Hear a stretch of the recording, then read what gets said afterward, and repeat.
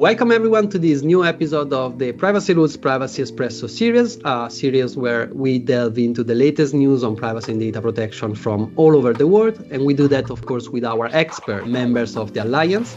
Today with me I have Magdalena Gad-Nowak from the law firm based in Brussels, Timelex, in order to discuss about a topic trending in this time, in particular due to the recent enactment of the AI Act, that is the use of artificial intelligence and its implication on a specific point, that is the one of fundamental rights. So first of all, I'm very pleased to have you with us, Magda, so thanks a lot for joining us today.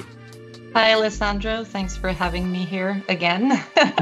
I'm very thrilled to be delving into the topic of implications of artificial intelligence on fundamental rights with you today. And in doing this, I will draw from a recent report that I had the pleasure of co-authoring with my colleagues from Timelex.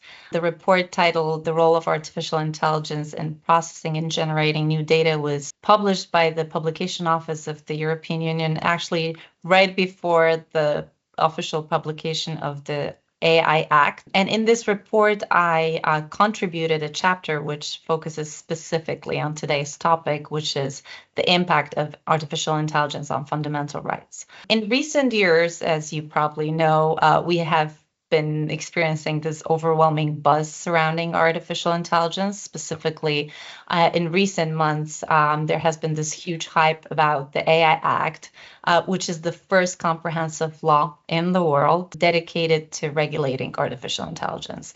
And with the European Union striving not to fall behind the United States and China in this AI race, the AI Act aims to strike a balance between fostering innovation in the area of artificial intelligence and respecting fundamental rights, safety, and ethical principles on the other.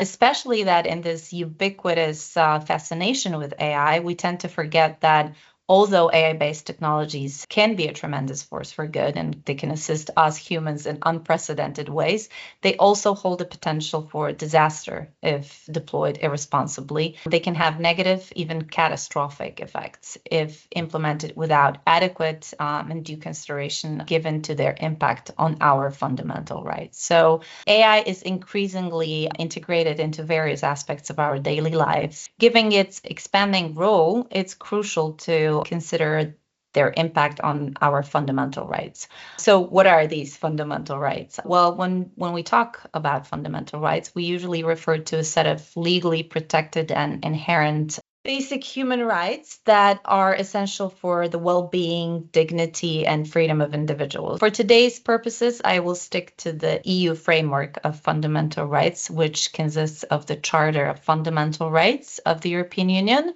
and the European Convention on Human Rights. Sector-specific secondary EU law also helps safeguard those fundamental rights. And here I mean GDPR, EU non-discrimination legislation, or the recently published AI Act. For today's purposes, I will focus on three of those fundamental rights, which I think are most profoundly impacted when it comes to AI. That is the right to privacy, the right to non-discrimination, and the freedom of expression. Starting with the right to privacy. From fundamental rights perspective, I think infringements to the right of privacy are the main concerns surrounding AI because they're most profoundly interfered with. The one major way in which artificial intelligence interferes with this right is through its extensive collection and use of personal data. As you may be aware, AI systems are largely dependent on data. They require vast amounts of data to train, to learn, and to function effectively. So they collect and analyze data from various sources, social media, smart devices, online activity, and they create data sets, huge data sets with unprecedented volumes of sensitive information. They create detailed profiles of individuals. Those data sets can contain such sensitive information as our sexual preferences, our political views, our health conditions, and what's even scarier, they can infer further sensitive details from information that's seemingly non-personal, non-sensitive on its surface. So all this leads to concerns about how this data is being used, who it's shared with, And additionally, this extreme data harvesting is oftentimes conducted without our knowledge or consent. And this all undermines our control over our own data and hence jeopardizes our privacy. Another important right that can be affected by artificial intelligence is the right to non-discrimination. Why? Because AI systems can unintentionally perpetuate biases that are present in the data that they're being trained on. And these biases can stem from historical inequalities, they can stem from human prejudices, or simply from errors in data collection, causing artificial systems, intelligence systems, to inadvertently learn and exacerbate those biases, resulting in discriminatory outcomes and unfair treatment of various groups of individuals. This has been demonstrated in AI-based programs used to, for example, process mortgage applications, where machine learning models amplified existing ethnicity biases, leading to higher denial rates for Black applicants as compared to white applicants under similar circumstances. To address these issues, AI systems should be designed and trained with diverse and representative data sets. Otherwise, they will be perpetrating and exacerbating those inequalities, those biases. And the third right that I wanted to talk about that is most frequently affected by artificial intelligence is the freedom of expression. AI can impact freedom of expression in several ways, in both positive and negative ways. On the one hand, it can amplify voices and democratize access to information, allowing more people to share their opinions and ideas globally. But at the same time, it can pose significant risk. Take social media platforms, for example. They use AI algorithms to filter out harmful content, such as hate speech, misinformation, violence. However, these AI algorithms can lead to over-censorship, where legitimate expressions, legitimate content is mistakenly taken down, which stifles the freedom of speech.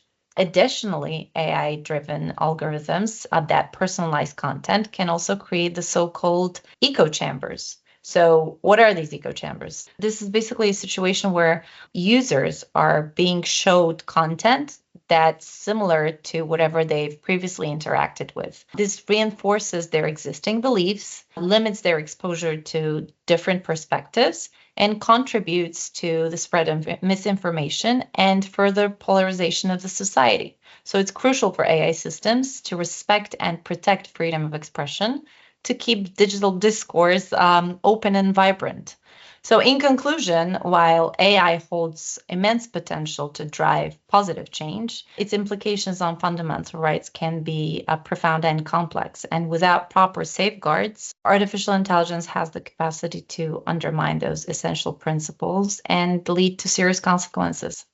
That's impressive, I would say. We've just been speaking and focusing on 3 points. So, we can just imagine how big is this topic, but you've been highlighting many points to be discussed that are of great importance. For sure, the point of responsibility of companies that develop any type of AI, they need to be very careful. And my impression has been that in particular in the initial phase, there was this race in creating the most beautiful and effective AI without an idea of the risks that were behind. So we are already trying to, cover some damages that have been done. And we are, of course, also learning from these. And an important point that you were touching is about design, meaning, designing something with the idea in mind that how those data, how those information that falls within that system are going to be treated, where are going to be, how they are going to be used by the machine, how they are going to be kept, and all the rest. So it's really a huge topic. And as you were saying, there are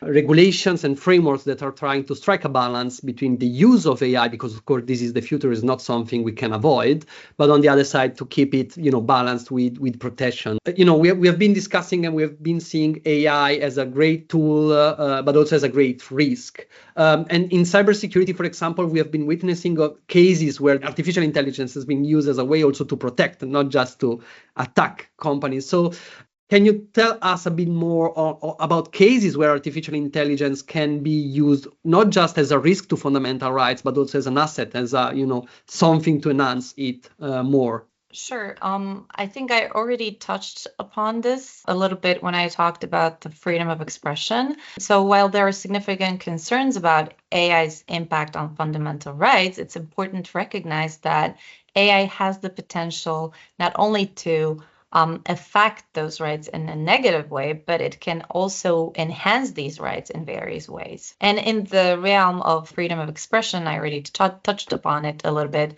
It can help combat misinformation by identifying and flagging false content.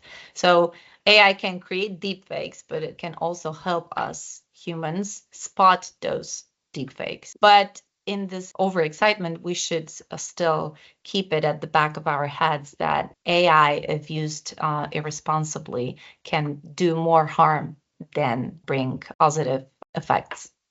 That's a great point, and it's the point. I believe many of the people that have been developing AI probably did it with the best purposes and the most positive with best purposes. intentions. Yeah, but sometimes that's not enough. As you were saying, we should keep in our mind also which can be the risks. And in this regard, maybe you can also help us understanding a bit more on the AI Act, that is the trending topic of the moment. How is this helping in relation also to the protection of fundamental rights into this framework of artificial intelligence?